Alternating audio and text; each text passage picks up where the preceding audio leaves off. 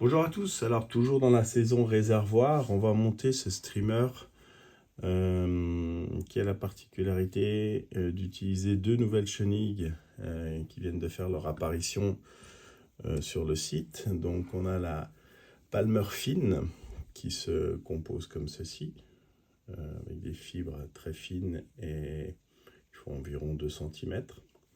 Et puis une autre, la Palmer Crystal, qui est ici en taille S.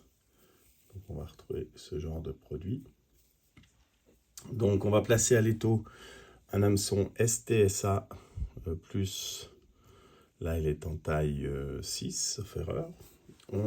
J'ai placé dessus une bille 3,8, donc comme vous le savez un peu dans mes habitudes de la placer à l'envers, si toutefois l'œillet est suffisamment grand pour la bloquer, ce qui va nous permettre de la fixer sur l'avant de l'hameçon très rapidement en la bloquant avec le fil de montage, comme ceci.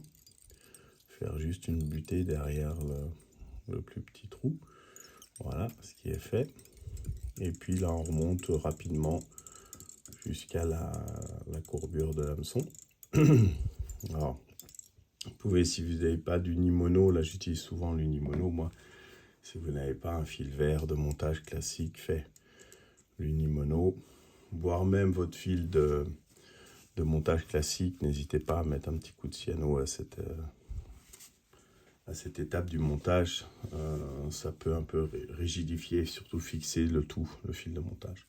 Je vais utiliser du marabout ici en light olive. Je prélève une première mèche, pardon, je vais vous faire voir, voilà, comme ceci, que je vais placer à l'envers.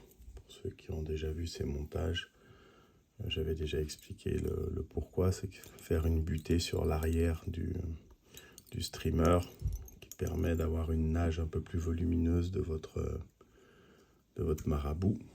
Voilà, en faisant ce talon qui est ici à l'arrière, vous passez une fois derrière quand même pour éviter que votre marabout ne tourne sur la hampe. Là, on peut le rabattre sur l'arrière. Et on vient repasser dessus pour bien le coincer. Voilà. Et là, on va remettre une deuxième mèche, mais dans le sens on va dire normal du streamer.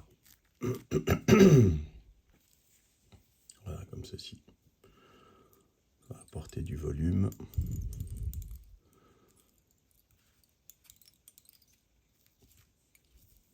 Voilà. On va enlever l'excédent.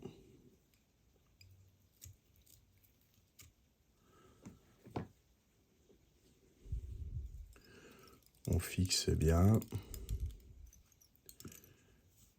Et là donc on va enlever tout de suite ces deux. Voilà.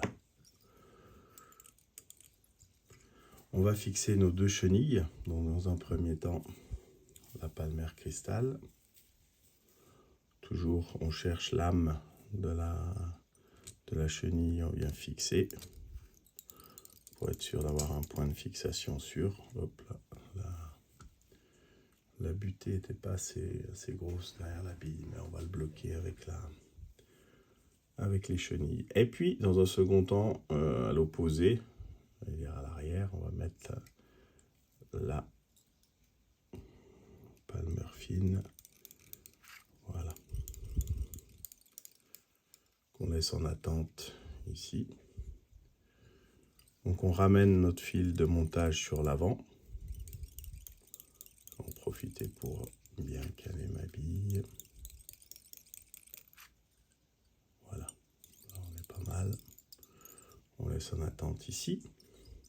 Et puis on va procéder aux enroulements. Alors voilà, là effectivement j'ai un étau rotatif, mais pour ceux qui n'ont pas, je fais voir le montage comme s'il n'y en avait pas. Sinon il suffirait d'enrouler simplement notre chenille, elle se mettrait en place toute seule. Du fait qu'on va l'enrouler comme ça à la main, il faut juste, par précaution, que tout le temps vos fibres soient sur l'arrière. Voilà.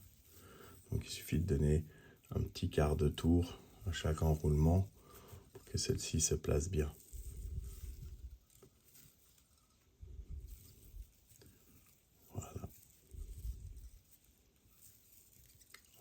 peu des spires jointives avec ou tout du moins en tout cas assez serré avec la chenille. C'est elle qui va apporter le brillant et le côté un peu ébouriffé de la mouche.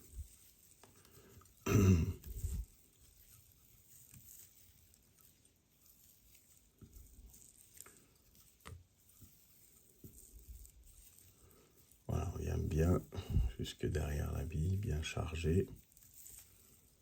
Voilà, ici, quitte à faire un tour même supplémentaire par rapport à ce que ça peut accueillir.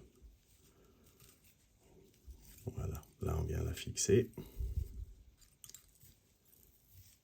2-3 tours derrière, 1 ou 2 tours devant, et on répète l'opération.